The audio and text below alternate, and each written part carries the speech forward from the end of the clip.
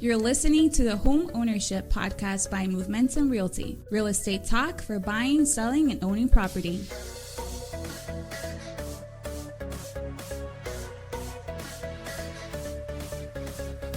Hey guys, Sean Patrick Maloney here, broker owner of Momentum Realty, located in Hanover, Massachusetts.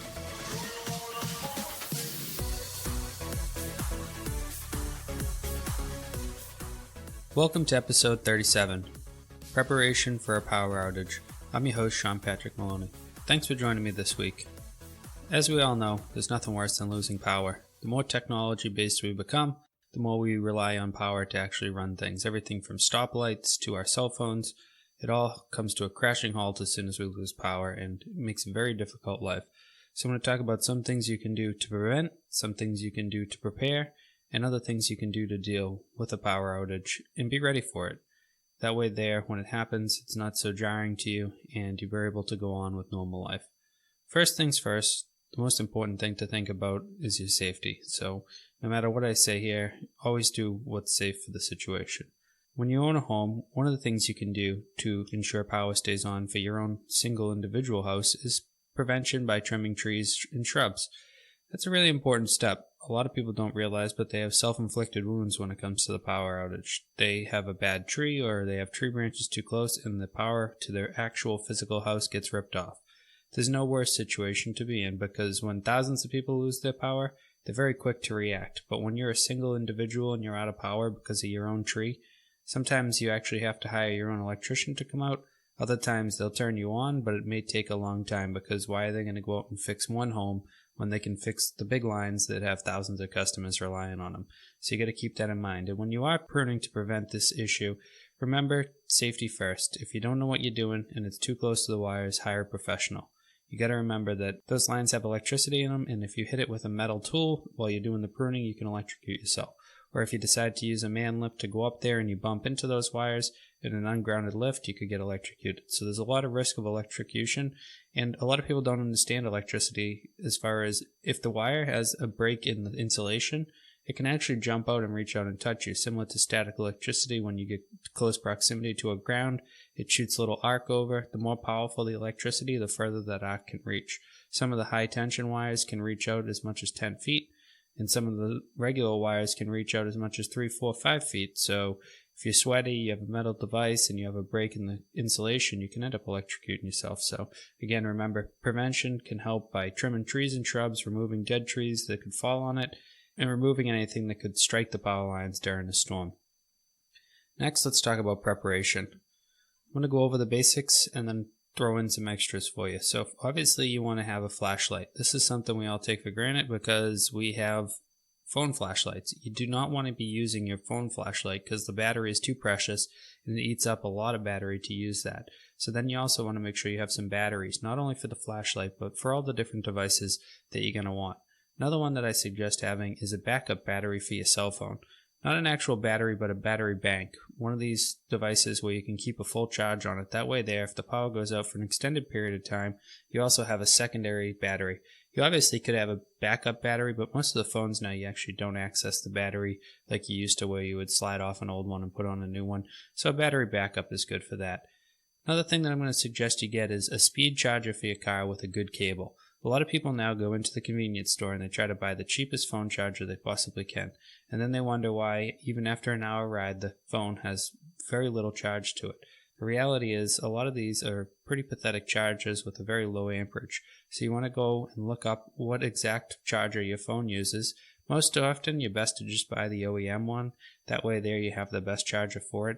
But you want to get a speed charger so that when you have a power outage, you can go into your car, plug it in, and run the car just for a little bit and get a good amount of battery boost off of it. Because you certainly don't want to be using a ton of fuel just to power your cell phone back up. But in a day and age where mobile communication is so important, it's really important to have a phone that works. Another thing you want to store is canned food and water. Those are really important. A lot of people don't have enough food in their home when they eat out often, and then when something like this happens, they sit there and they starve. Not that they're going to starve to death, but they're hungry and they're impatient and they need something to eat. Water is something a little more important, especially when you have a well. If you're on well water, you actually rely on electricity to run your pump. So if you're on well water, you really want to make sure you have a way of securing your water, and not just for drinking, but bathing and things. Recently, it seems like power has been going out more often, and when it does, it goes out for extended periods of time. I can remember about 3 or 4 years ago, we actually lost power for 7 days, and there were a lot of people struggling because they had never dealt with a catastrophe like that. And whether it be the world's changing or it just be that the world's growing, the reality is when we lose power, it seems to be for longer periods of time. I think one of the things to do with that is the fact that we have so many customers nowadays. The world population is growing, and when millions of people lose power, it takes a bit of effort to get them all back online. So you want to think about self-preservation in this for sure. And that's why getting a generator and having some fuel on hand can be really helpful. This is extremely important if you have pets or medical needs that take extra caution for this. When I say pets, you might have something like a lizard or other thing that needs heat, and if it gets cool in the house, they can actually die pretty quickly. Same thing with fish and some of the other different pets. Obviously, your dogs and cats will be okay, even though they do like it warm like we do. They're going to be okay through the storm. They actually are prepared better than we are to deal with it with their coats of fur. The other one that I mentioned was the medical needs. If you're on oxygen, or if you're on any type of situation where you're on a monitor, heart monitor, anything that needs to be plugged in, you really need to know that you have a generator and you have plenty of fuel. Or you need an auxiliary plan of how you're going to get out of that home and you're going to get somewhere. The problem is when the trees all fall down, they can block the road. So that's why I would say it's actually crucial to have a generator with plenty of fuel and to be ready for the situation. Remember, when you're storing fuel, the fuel goes bad pretty quickly. So remember to cycle the fuel, and remember to cycle your generator as well. What I mean by cycling it is to use the old fuel and to buy new fuel. So some people, what they do is they cycle it into their car. They actually empty the old fuel into the car. Then they go to the gas station and refill the cans. Some people will run it through different things like the lawnmower and stuff. But if you're going to have a lot of generator fuel, you're going to end up having somewhere upwards of 30, 40 gallons of fuel. So you're going to need to cycle it out. Propane can be nice. Some of the generators run off propane. That can be nice in an aspect of you don't really have to cycle that as much. But again, you still should just replace your can, throw it on the gas grill, and get a new one just so that you have fresh fuel and you're ready to go. When cycling the generator, you want to run it through and make sure that it gets a good chance to run and turn on the electricity and run its complete cycle. Then you can turn it off, but you don't want to just leave it sitting there year after year just because you haven't used it, because then when you do need to use it, you might find out it doesn't work. And there's nothing worse than thinking you're covered and having a generator and then realizing that you don't have a working generator and now you have a power outage. One of the nicest ways to set up a generator is when you're on natural gas, because the natural gas tends to not be shut off during a storm, and it tends to be a way of having unlimited fuel. So if it's at all possible, a natural gas generator when you're in a medical condition could be a lifesaver in real terms. So you could also look to buy a home that's actually situated on natural gas if you have a medical problem. That way there you know you're taken care of. Or you can think logistically, you can put yourself more towards the center of a town, near a school, near a library, other places that they open up. But it's something that can't be taken serious enough, as far as if you're in a serious medical condition and you need electricity. In the modern day world, you really want to situate yourself somewhere where places that the town will keep open and have a facility in order for you to have electricity and be able to run those medical needs that you have. Another great thing to have is firewood and keep it dry. A lot of people keep their firewood outside, and then when a storm happens, it gets buried in the snow or it's soaking wet and it won't burn. Not every house has a place to burn firewood, but if you do, whether it be a wood stove or a fireplace, it's important to have some dry wood. So whether you move it inside or you cover it with a tarp, whatever works best. Remember, if you're going to store wood inside, you want it to be bug-free, clean wood.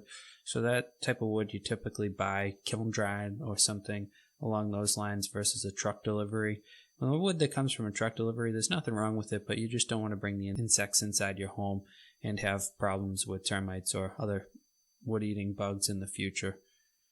When you are working on getting ready for these things, you want to make sure that your email and your phone number is updated with your power company. I know a lot of people don't like the emails or the phone numbers to get to them because unfortunately they tend to spam you once you give them your email and phone number. But in the situations where you're actually getting into a power outage, it's actually really convenient. Yesterday we had a power outage here, and I got the email letting me know the power outage had happened. Then I also got the email letting me know that the power was back on. So it can save you a lot of work and get you the updates that you need so that you know what's going on with the power company. What you can do is go into your email preferences once you give them the email and just turn off all of their helpful hint or reminders or all the other different emails that they set you up for. That way they're not constantly pressing you with emails.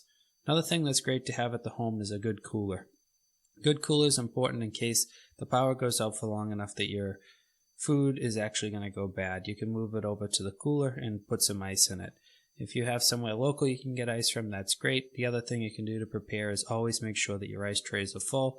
That way there, if the power goes out, you have your own ice and you have it ready to make that cooler happen. The radio is another important tool. Having a radio around that actually works off of batteries has become less common, again to do with the fact that we listen to music on our phones and we tend to do things on our computers. Less and less people have a radio, but it can be really, really important, especially in a real disaster. Up here in the Northeast where I live, we don't really tend to have huge disasters, but as you've seen on the news, everything from hurricanes to earthquakes, there's big things that can happen and you can be knocked out for a very long time, and having that radio to get your updates is going to be an important thing. And again, I had suggested before batteries. Make sure you have good batteries for that radio. It's really important to have communication and know what's going on in any situation. And then before a big storm, remember to stock up on everything, whether it be food, fuel, fill up all your cars. Make sure you're ready. A lot of people take it light because they're like, oh, well, this one might hit, it might not hit. What's so wrong with having a full tank of gas in your car? You're going to use it anyhow. And what's so wrong with doing some grocery shopping? You're going to eat them. Don't go overboard and buy 17 loaves of bread because they won't be good in the time that it takes to actually eat them. But get enough that you're good for a week or two, and that way there you're not in a situation where you're immediately trying to figure out what to do right after the storm hits, or you're that person that's calling 911 a day later because you're running out of everything. You're putting an unfair burden on the whole society, and you're also putting your hopes on that they respond. And as we've seen in storms recently, sometimes they get overwhelmed and they can't respond as quick as you'd like them to. So making sure you're prepared to take care of yourself is a big thing. So now let's talk about what happens when a storm happens. One of the first things is never touch down power lines. I know this is a very simple concept and people always laugh when you say this, but the reality is you see it every single time it happens. As soon as a big stick or branch falls on the power lines, they just want to pull it off. That's the same thing as touching the power line. If you learned anything about electricity, it travels through things. So if you grab a stick, connect it to the power lines, you're doing the same exact thing as grabbing a down power line. The other thing to be careful of is if a power line is down and there's water on the ground, going even relatively close to it can lead to you getting electrocuted. So stay away from down power lines and call in immediately to tell somebody at the power company that it's down.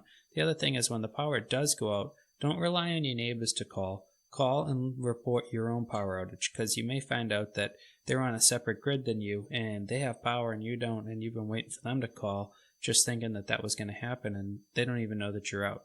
Reporting your own power outage can ensure that your house gets turned back on in a more timely manner. And then if you do have a power outage, you want to avoid doing certain things. One of them is avoid opening the fridge and freezer. If you are going to do it, do a planned opening. Have all the food out for the day. That way there you're not opening and closing it, because a closed refrigerator, if it's full, will stay for as much as 24, maybe even as many as 48 hours, whereas opening and closing it every time you do that, you lose all the cold air out of the refrigerator or freezer, and that will lead to it very quickly defrosting or becoming warm.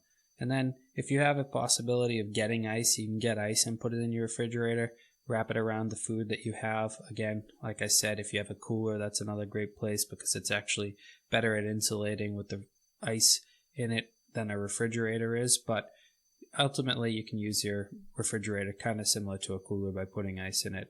And then you also want to avoid using your phone a lot, and set it also, when you can, set it onto the power saving modes. A lot of people, when they're bored with the power outage, one of the first things they do is they go to the entertainment of their phone, and then they're regretting it not too long later when they have a dead battery. So it can be tempting to use, but maybe have a board game or go do something that you wouldn't normally do around the house, clean something, fix things, whatever you can do to keep your time busy. But playing with your phone, you're going to end up regretting it, so make sure you turn on that power saving feature. And then if you have a situation where you lose power in the heat, you want to close the drapes to keep the sun out, to keep the light out. That way there it doesn't heat up the house. And the same but opposite in cold. In the cold, if you have a sunny day, you want to open the drapes. And then at nighttime, you want to make sure you close them to insulate the home. So having those drapes up can be very helpful in maintaining the temperature. Same thing with when you have these situations at nighttime, maybe in a hot day, you actually open the windows and let some of that heat out, and then you close them strategically at a certain time. You just want to prevent yourself from doing things that are going to hurt yourself, like going in and out of the house all the time in a cold event. Just opening the door, closing the door, open the door, closing the door. It's very similar to the refrigerator, but opposite. Now you're letting the cold air into your home, and you have no way of heating it. So just keep that in mind, that you want to think about your ins and outs of the home based on the temperature. Last but not least, if there's a bad enough situation, you want to seek out where to go for shelter. Now, you got to be careful when you leave the house. You want to stay away from power lines. You want to stay away from situations where there's leaning trees. You certainly don't want to drive under leaning trees, but do have a contingency plan of where you're going to go, how you're going to get there, and it may even take walking. It may not be as safe to drive your car because of the downed trees, but walking will get you there. You need to assess your own situation depending on how severe the storm is, depending on how severe your situation is. But what you always want to make sure is that you do what's best for you and that you get yourself to safety. I hope this helps with the next power outage that you experience, and I thank you for listening to the podcast. Please make sure to send us any questions you have. You can email, DM, PM, whatever works best for you. Remember to subscribe to the podcast, and we look forward to talking to you next week. Have a great week.